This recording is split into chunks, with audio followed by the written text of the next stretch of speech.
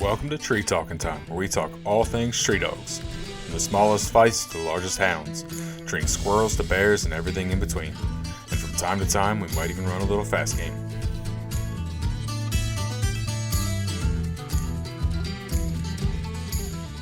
My name is Gary Bowen. I've been raising Plott Hounds for probably 35 years now, maybe closer to 40. I started in the APA back in probably in 1990. Okay. And I met some of the main people that got me involved in it. Was Chester Johnson, Mr. Orville Roberts, Richard Hope, people like that. I start coming, I had Plott dogs before then actually, but then I got serious when I started coming to the events. Yeah. So, it just went from there, and then I, worked at every event pretty much, and then people wanted me to be on the board, and I've been on the board for quite some time. Probably don't wore my welcome out, but I try to, we got a hard job as the board for the American Plott Association. So that said, we have to decide a lot of things, and we try to get along about the decision. Some people don't always vote the same way, and that's the good thing about an association. And I feel good with all the people I've worked with over the years, and we just really need some new young people to get involved. We see a lot of youth that's in all of our events, and I love that. That's what's wrong. We're not getting a lot of the youth in interested in the hounds. Yeah. And that's what it's all about. To me, is How many events do you guys have a year? Five main events. We go to the Tennessee Bear Hunters Association convention.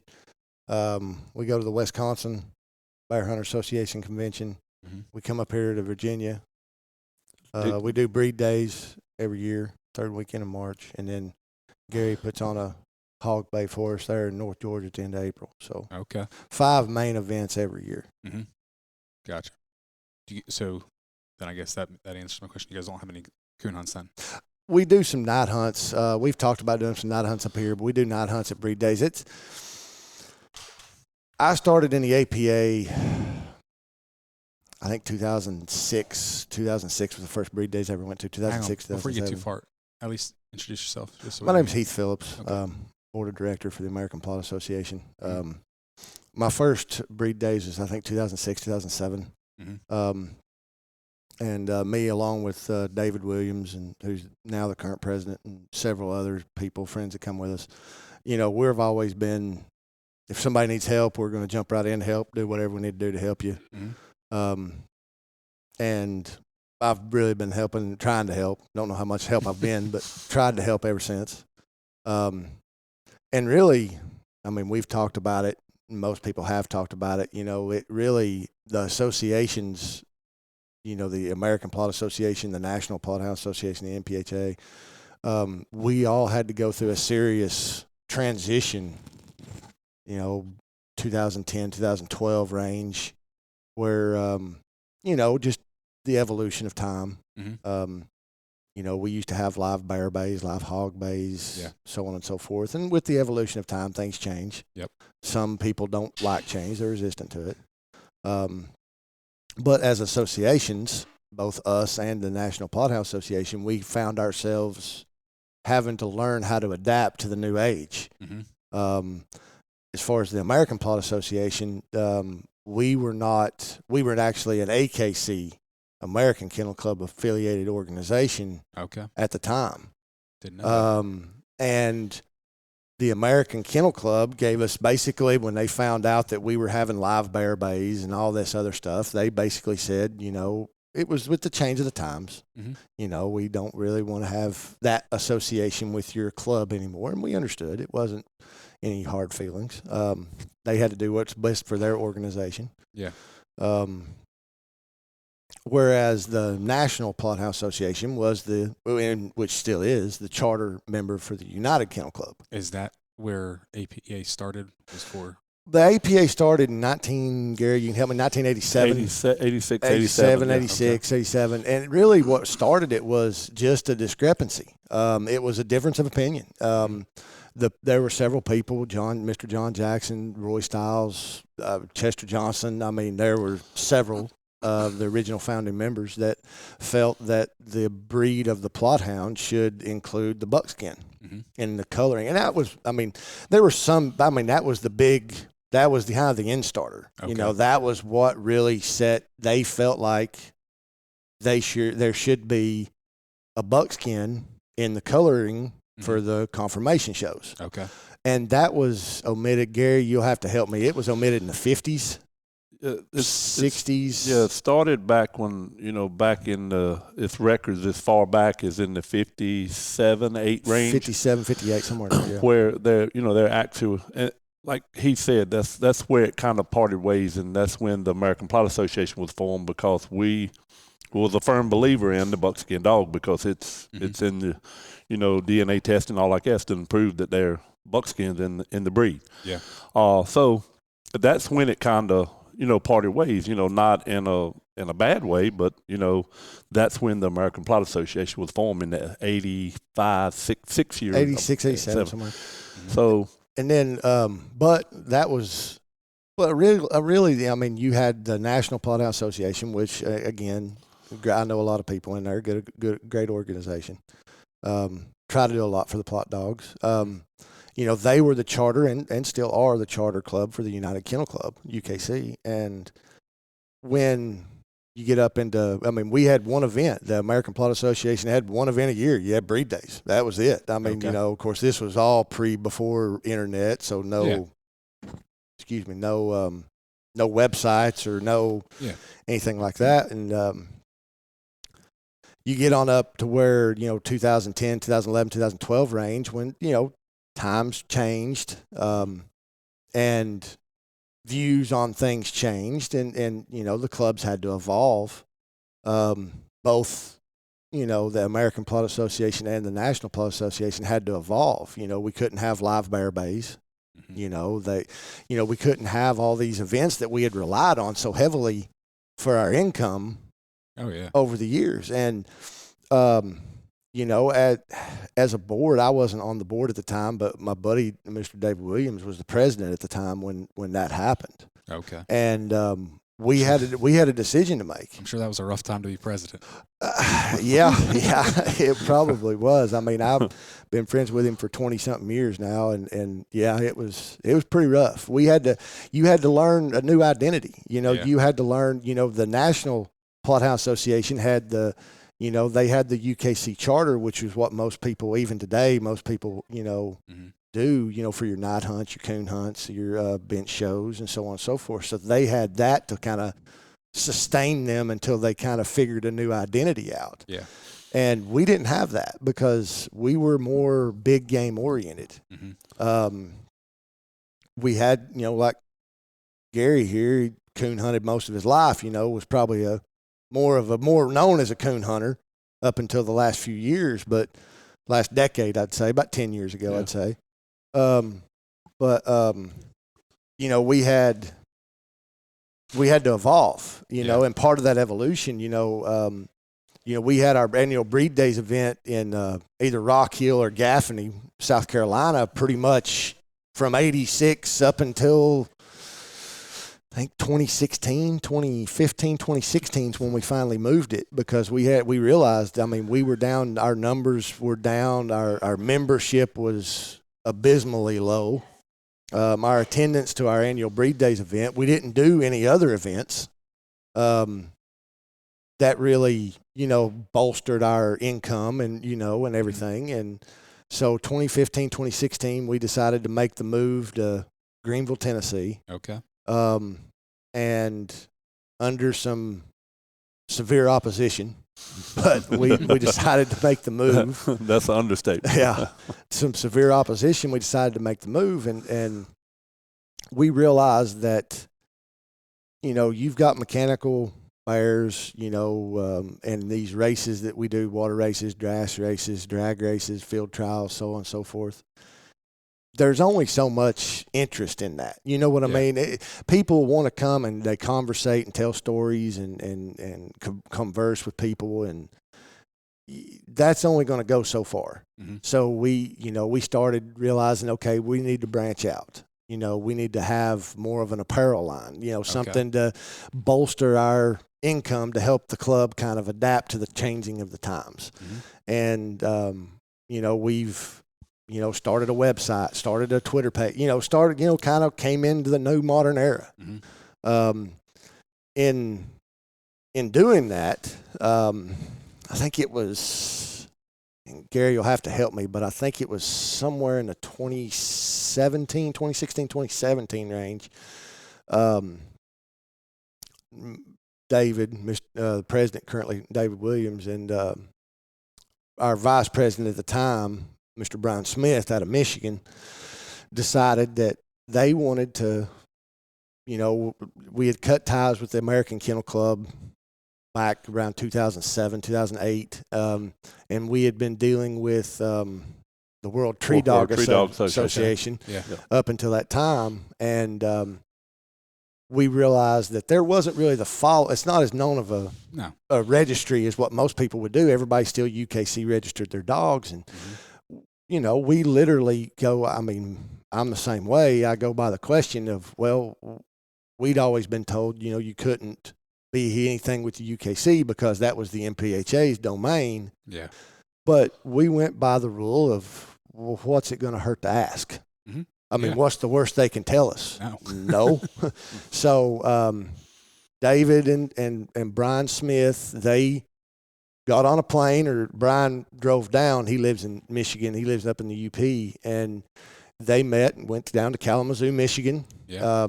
Me and Dave were actually on a commercial working job in Augusta, Georgia at the time. He flew from Augusta, Georgia to Michigan and then flew back and had a meeting with UKC and said a couple questions. One, what's it going to take for us to get the breed standard updated to the new, everything's changing. Everything, we've got new genetic technology that shows the buckskin is supposed to be in here. Mm-hmm. What's it going to take for us to get this taken care of? And oh, by the way, we'd like to put a few of your events on while we were at it. Mm-hmm. And they said, oh, all you had to do was ask. So actually, David Williams, I don't know if a lot of people know this, he was actually the individual that wrote the new UKC breed standard for the Plott Hound. Okay. So I don't know a lot of people knew that, but he actually, the UKC said, can you submit us a breed standard? And he basically copied at the time the APA's breed standard. Okay. And a few tweaks here and there and sent it to him. And that's the new accepted UKC breed standard that we have. What year did the UKC start accepting the buckskins? Was that like 2017, 2018, 16, somewhere in there? 17, I think. Yeah. Because I had one that I couldn't register because it was born in the pre-year before it happened. Okay. Yeah, I think 2017. That sounds right. It's somewhere right in there. Mm-hmm. And we started doing UKC events at that time. We moved, to Tennessee for our Breed Days event, and we started, having I've got pictures. We started out with just a couple T-shirts and sweatshirts, and it's kind of exploded into kind of a monster now a little bit. But we had to adapt because, up until we lost the live animals, those events involving a dog was probably 80 to 90% of our income. Yeah. And then all of a sudden you just ripped the rug right out from under us. Mm-hmm. And we had to figure out how to evolve. Well, your people aren't going to pay, a lot of people aren't going to come to turn their dog. They might come to support the club, but, not the numbers that you were getting for a live bear for a mechanical bear. Yeah. So, but, last year we looked up the numbers just for this, Breed Days. I think it was 46% of our income now is based on merchandise. Oh, wow. And we've went from 80%, 90% of our events involving a dog being our income, a decade ago, to last year it was less than 20%. Well, that's good. You guys diversify. Yeah, you got to adapt. Mm-hmm. I love the fact that the vice president over here has not said a word. Well, these two have a lot more history with APA than I do. I started attending breed days in 2017. And who are you again? I'm Katie Woodward. Thank I'm you. the vice president of APA for 2022, 2023. Last 2 years. Okay. So I attended my first breed days in 2017, and I've been going ever since. I started helping them with the show part, and we had our first UKC licensed bench show in 2020. And it's really growing. I think we had over 20 dogs each day this year. Wow. And we have a show every day. Mhm. So, and then at our Dixie Classic, the last 2 years, we've started a coonhound specialty. So it's growing. That's where we're at. We're at the Dixie Classic here. And this event has been going on for how many years now? Since 2018. Okay. And I've been, I think, every year except for the first year. And it's definitely grown a lot. It really has. It yeah. is. It is. And I want to not interrupt Katie, but I want to give her props. And on the UKC bench show, she does an outstanding job. That's why it's doing so good, is because Thank you. she's taking care of it. Oh, absolutely. And She's integral. I mean, Yes. that's the next stage in our evolution as a club and as an organization. and our UKC coon hunts are actually doing well at Greenville, Tennessee. I mean, the Okay. first year was kind of, it was a good participation. Mhm. The next year was better. This last year was just, everybody is really, pleased with it. They're people are asking about it. I know some clubs are having some, at the proper distance away, Mhm. they don't come. But I mean, we've really grown in that part. But the bench show is just really doing great. Awesome. And this Yeah. year, kind of, where we have it's kind of mountainous. A lot of coon hunters say, "Oh, well, you can't coon hunt in the mountains," and this, that, and the other. We had a cast one. I think it's Friday night. It was 575 plus. They treated 3 coons. Yeah. Mhm. I mean, that's just Yeah. that's that's good no matter where you are. Yeah. Yeah. And those guys, I know those guys. They've got exceptional hounds. But like Gary was saying, Miss Katie's been integral. She's just been invaluable to our organization. For years, the American Plott Association has kind of been synonymous with big game hunting. Mhm. Well, it's kind of been the unspoken rule. The MPHA's for coon hunters and bench show specialty people. But if you're a big game hunter, you go to the APA. Well, Okay. that's not really the case. They support big game hunters just like we support coon hunters and bench show people. But, myself and Sometimes those old stereotypes are Yeah. hard to break. yeah, well, I mean, Yeah, myself and, most everyone on the board is big game. I mean, that's what we do with our hounds. We big Mhm. game hunt them. So that's what that's our cup of tea. I understand. I called her 500 times. Katie, I bet I asked some of the most retarded questions that she's ever heard. But Heath always has like great ideas, and he looks outside the box, like with prizes and everything. Yeah, but I mean, I don't like doing the same thing twice. Okay. You get in a rut, you want to change it up. You got to try to figure out something to make it better. See, a lot of people, when something works, they don't change it. So Yeah. then they They just keep doing the it. same Yeah. thing, So I think- repetitive all the but time. that's really good that you're constantly wanting to change things and make it Yeah, better. I mean, that's what we need. I mean, I'm finishing the year. This will be my, I'm going to take a little bit of a break from the board anyway. I'll still help, but, we need people Mhm. like that. We need new directors that come up with ideas that somebody, there's a lot of people out there going to come up with a lot better ideas than I got, Mhm. we need those people. Yeah. We need people to help us because that's the next phase in our evolution as a club. We need to start because first and foremost, as a Plott enthusiast, we support Plott dogs. She likes to bench show her dogs. Mhm. He likes to coon hunt his dogs. I like to bear hunt my dogs. Doesn't make her dogs or his dogs or my dogs any less important to the Plott breed. Mhm.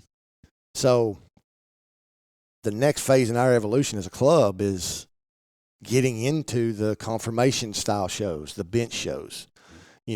Try to get up, maybe, hopefully, possibly get a Purina points hunt or something tied in with the APA at some point in time. Okay. Night hunts, stuff like that, because that's our next phase in our evolution. That's how we make our club grow. Mhm. That's how we get better and better and better. And that's what you got to keep doing. You got to keep evolving. And I mean, I've never brought it before the board, but this year was kind of I'd say the top year of this one question that everybody asked me. I kind of live halfway between the mountains and the coast. So we lost a lot of coastal guys that when we had the live events. Mhm. So they just don't come. And they've been asking, several guys been asking about an event closer to the coast, something, so they could come back and, just, like he said, when it got down to 300-400 people when we was at Hickory Grove, South Carolina, it just, when they made the move, I mean, I wasn't totally against it, but I said, wow, I was afraid of the move, not really against it, Yeah. The first year, do you remember how many we had the first year we moved it? Yeah. For the last year we were at Hickory Grove. The last year we were in South Carolina, we had 320 to 350 people. It was like for the whole weekend. Yeah. Mhm. And The first year we moved to Greenville, we had over 1,100 Yeah. in 1 year. Just 1 year, just moving the venue. Yeah. I mean, almost 800 more people. yeah. It's ideal. Yeah, It's I an mean, ideal Beautiful spot. place. I mean, it's, I mean, you can't ask for no better place than where we're at now. I mean, really, because everybody seems to be, it's a centralized location. Yeah. Everybody loves it. I mean, it's just a great place, A lot of people even make a vacation out of it, like Mhm. go Yeah. the whole weekend, like go to Pigeon Forge, Gatlinburg, and Yeah. then come to the event for the weekend. Because it's not that far from there, is No, it? not at all. Like an hour. yeah, probably. That's there's a back. You can go take 70, get the back way through Newport. Probably hour and 15 minutes probably to Pigeon Forge. Nice. And of course, Pigeon Forge is the gateway to the Smokies. Mm-hmm. Go see Miss Dolly Parton. I was telling a lady out there a minute ago, there's two things in Tennessee you don't mess with: Smokey and Dolly Parton. She's leading a pretty blue tick out there. Yeah, and I really like the focus that we're on now and where we're headed. I Yeah. mean, I know I've been on the board for a long time, and I mean, I've seen a lot of different changes, and here lately it's been a lot for the better. You know what I mean? It's when David come on, Heath, all them, we just can't. They've been all over, Mm-hmm. everywhere. I mean, heck, They put a lot of miles in the on last Yeah. 2 weeks, I was at Breed Days, then to Wisconsin, then back to Tennessee, and then up here. back up here again. So Guys, put some miles on, that's for sure. It's a job beyond your other job. So I Mhm. mean, and then I've kind of pretty much like they've done. They've dedicated their life. I mean, just about when they're not working, they're thinking about something about the Plott Association. So Well, I mean, I'm going to say this, and maybe he'll hear me say this, but I'm pretty sure anybody that's been around him knows, the real reason the APA is what it is today, and we've survived that transition phase, is David Williams. Mhm. I mean, hands down. He's been. If it wasn't for David Williams, I don't know where the club would be right now. I mean, you got to, have that open mind about it to where you're going. And like I said, this is one of the closest events I get to drive to is this Dixie Classic in Virginia. Same for me. That's why I'm This is the always closest one I get. Most of them are 6 hours plus, Yeah. So I trade you. I just drove 16 the other day back from Wisconsin. I know. And of course, Sarah, we can't No. forget to mention Sarah and her crew, our treasurer, Sarah Minor. She's just her and her small army. she brings with she her. brings the army Most of the with time her. they bring 2 vehicles. Yeah, I mean, Yeah. it's. I think there's just 2 of them. They're driving to this event today. I mean, it's 14 hours. Jeez. So her husband went to work and worked half a day at work, and then they're not going to be in here till 3 or 4 o'clock in the morning, and then come do the events at 7. So that's dedication. So I mean, Yeah. and then they're taking. We've got our own website, the AmericanPlottassociation.com, that we sell our merchandise: t-shirts, sweatshirts, hats, memberships, all then kinds of new apparel new is not apparel. going to disappoint. It's No, we've outstanding. got some new apparel that's coming out right now. We didn't have enough low stock to bring it out in breed days like we did, so we had to sell some stuff down, but we decided to release it here at Dixie Classic, and it'll be on our website. It's opening Monday, April 10th. It'll be back up and running, so you'll be able to order it, and we'll ship it to you anywhere. And heck, we ship to Canada. I There mean, you go. we'll ship to Switzerland. Yeah, we ship everywhere. We ship everywhere. We've shipped some stuff to Greece. I mean, Wow. yeah, we've got quite a membership. We've got guys in Switzerland, Greece. I would say out of all the coonhound breeds, the Plott's probably one of the most diverse in the world. Mm-hmm. Yeah, we've personally shipped dogs. I mean, Dave delivered some of our puppies to and made a family vacation of it and took them to Greece. I mean, we've had dogs go to Switzerland, Denmark, of course, all over the U.S., Canada. Mm-hmm. I know some buddies that shipped some to Japan. That was interesting. I've got one buddy of mine who's got a video of his dogs treeing a jaguar in Wow. South America. That's awesome.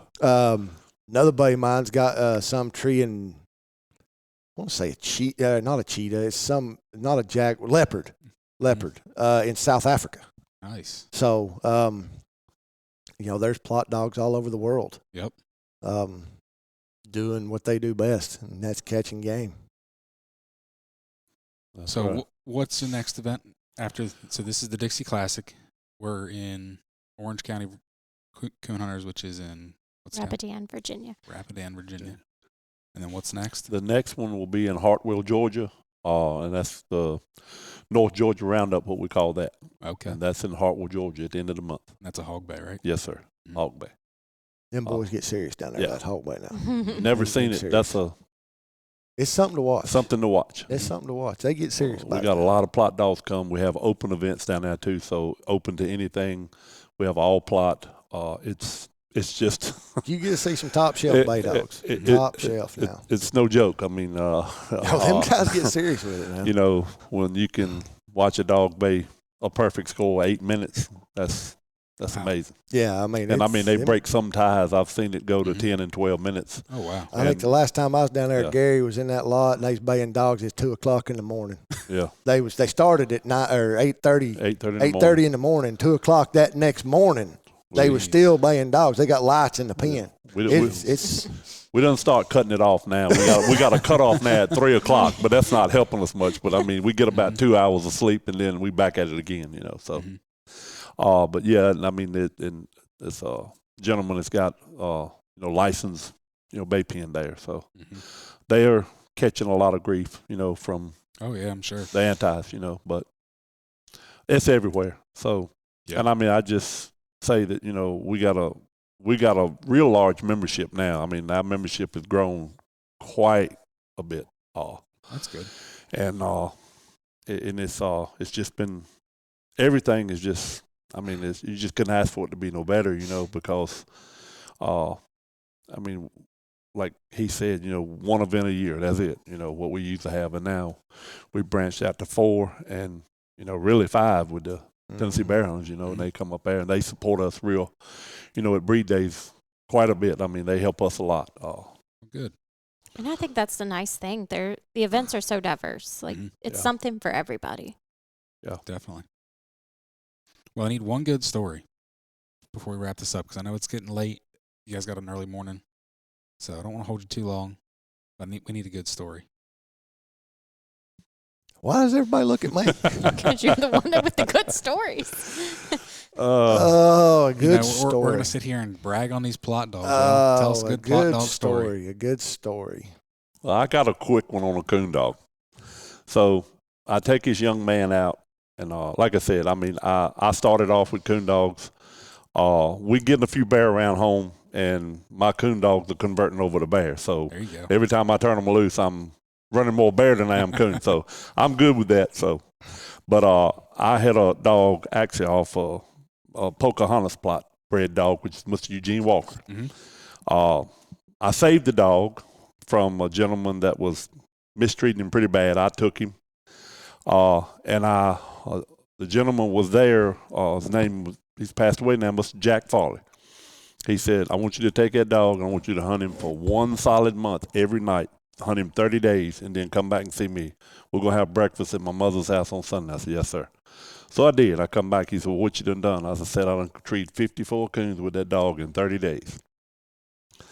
And he always told me to, when I treat the coon, is make sure if it was a bad night and we didn't tree anything, keep on hunting until I treed one, then go home. So I did. So I took this young man, he was getting interested in the hunting, so I took him. And his name was Rush, R-U-S-H. And, I mean, when he come out of the box, he was gone, to me, like a walker dog, you know. So the young guy went, and I explained to him what was going on, and he ended up, now he's been coon hunting ever since that day and had some outstanding dogs since that night. So I go in there and the dog strikes and goes in there and trees. And I know people are going to think I'm lying about this, but he peels to the left, sets, and he got a beautiful locate voice. He located and set and treed. I was explaining to the young man that. I said, this is the way it is and what he's done. So we start to him, and just like that, he made me into a liar. I said, stop, come off of a tree. Mm-hmm. So he opens again and locates again about 100 yards in like a V. He locates just as beautiful. I said, maybe he wasn't so too sure. Go down there, start to him. He shuts up again.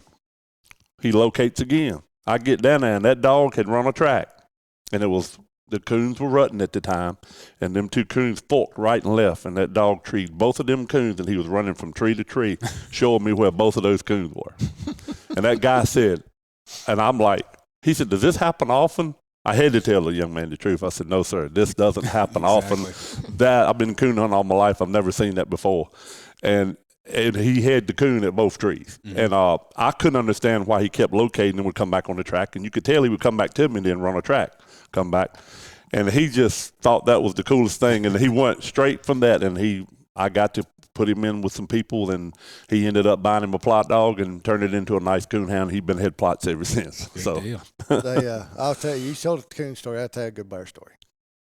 I got a buddy of mine. I'm not going to name names, but he's going to know when he hears this. But for years, all of us, most of the guys I hunt with, big-time Plott men, everybody's got some just top-shelf Plott dogs. And he's got the one guy that just decided he's going to have walkers. Mm-hmm. I guess just to be different. Of course, we give him pretty hard time about having walkers. Sure. So I'm hunting, and I'll free cast my dogs. In Tennessee, we don't hunt over bait. You know, if you can't strike one from the road, you kind of got to put a little shoe leather in, a little Cadillac Express action. Yep. So I'm walking down this trail. I'm leading 2 dogs. I've got our best dog. She's Cascade bred dog. Goes back to some Hoyt Dillingham stuff and some old-time Cascade lines. Got a little bit of Jerry Gosnell little girl in there out of his Trouble and Becky dog. But she's real good hound. I mean, just top shelf hound, got an amazing nose. I honestly don't know how cold her nose is. I've seen her trail 24-plus hour-old tracks. I mean, she's just unbelievable. She struck, and she started trailing around the side of the ridge. And it was so cold, the other 2 dogs I had couldn't take it with her. Mm-hmm. I hollered at everybody and said, hey, you know, Julie's got one going around the side of the ridge. You know, we were hunting. We do a lot of hunts for fallen outdoors for for veterans, mm-hmm. Gold Star families, okay. And we had a veteran that day. That was going to be a veteran's bear if we could get it up. Well, she trailed. It's a couple of hours. She trailed it, and a buddy of mine's son, really get through the mountains. He's got a real good Plott dog too. Don't let him fool you. That's his best dog. He refuses to admit it. But he had his walker, had that real good Plott dog of his. he got up there and he packed some dogs. Julia jumped the bear. She had the bear jumped, and he packed that Walker dog and called him Recon. Packed his Plott dog he calls Hammer, and they start going up the ridge. They're right there on the bear. It's a good bear, about 200 pounds. Well, you can watch on GPS. I'm sitting there. That holler goes way back up through there, about 3/4 of a mile. I'm watching on GPS, and I see them start to make this really steep pull, and the dogs just turn straight downhill. I know they're looking at the bear. Well, we've been giving my buddy a hard time about this Recon dog. One, he don't ever shut up. And two, we always make fun of him because it's a walker. So, man, we've told you 100 times, you don't put a cheerleader in a football game. So they come right back down the holler. They're getting closer. I'm standing at the mouth of the holler with my 2 other dogs I had. They're just prancing. They're just chomping at the bit to go after this bear. And they get down to about 300 or 400 yards. You can hear them real good, and I'm doing my best to keep them quiet, hushing them and everything. Well, Julie and Hammer just kind of pull up out of the creek about 300 yards from me and pull treat. Recon comes right down the creek to me, looks up at me when he gets to me, and gives me that look of, hey, man, we need more Plott dogs in here. This thing's mean. This ain't a Walker bear. This is a Plott bear. Could you turn them Plotts loose and help me out a little bit, man? I said, buddy, ain't no problem. I'll turn these Plott dogs loose, and you just stay here with me. It'll be all right. So I turned the 2 I had loose. They went right up there and set into treeing. And I started going up the creek to them, Well, the bear come out, killed it on the ground. And when we got to him and the bear's dead, the Walker dog decided to go back up there and give a little me too action. Hey, me too, man. Me too. I was here too. So we told him the story. Of course, he didn't believe us. He thought we was making it up about his dog, which I really wasn't. So we decided we'd play a little practical joke. So that was towards the end of that hunt. We finished that hunt out. The next hunt was right around the 1st of November. And that was early October. So it's 1st of November, Halloween, of course, Halloween. Everybody's got these real fancy Halloween costumes for their kids or their dogs. So we sneak out one morning. We stay at his house. We sneak out one morning early, keep all the dogs quiet. We get old Recon out. And he is a male dog, by the way. And we had strategically went by a Halloween store and bought a cheerleader costume. Of course, they didn't have a cheerleader costume. All they had was a ballerina costume. So we put a ballerina tutu and a few other little frills and dressings on that Walker dog. And we went back in the house. So he comes out in the morning. We made sure he was the first one. Everybody's standing there watching. Everybody knows what's going on. Standing there watching, he goes and turns his dogs loose. He's got a little chain link spot. He lets them, empty out before he loads them and collars them up for the day. He walks over, and here comes old Recon, stand on the gate with his ballerina tutu. I said, buddy, I believe you got a cheerleader right there getting ready to go into the football game. I ain't never seen somebody so mad in my life. He was furious that we had put a cheerleader costume on his prize Walker dog. Too funny. But there's your bear story for you. Well, if you guys don't have anything else, we'll wrap this thing up for tonight. Okay. Like I said, tomorrow seems like it's going to be a busy day. You're not going to talk no more? Why? She's shy. I asked her if she was talking to me, and she said, no, Heath's got this. I said Heath's got it. I don't know why everybody's scared of talking. I ain't never had no problem with it. As my buddies say, I got the gift of gab. Been just blessed. Oh yeah, you got the PG version tonight though. Well, that's good. So, all right. Well, thank you guys. Thank you. Thank you. You can find me on Facebook and Instagram at Tree Talking Media. And until next time, keep them talking in the timber.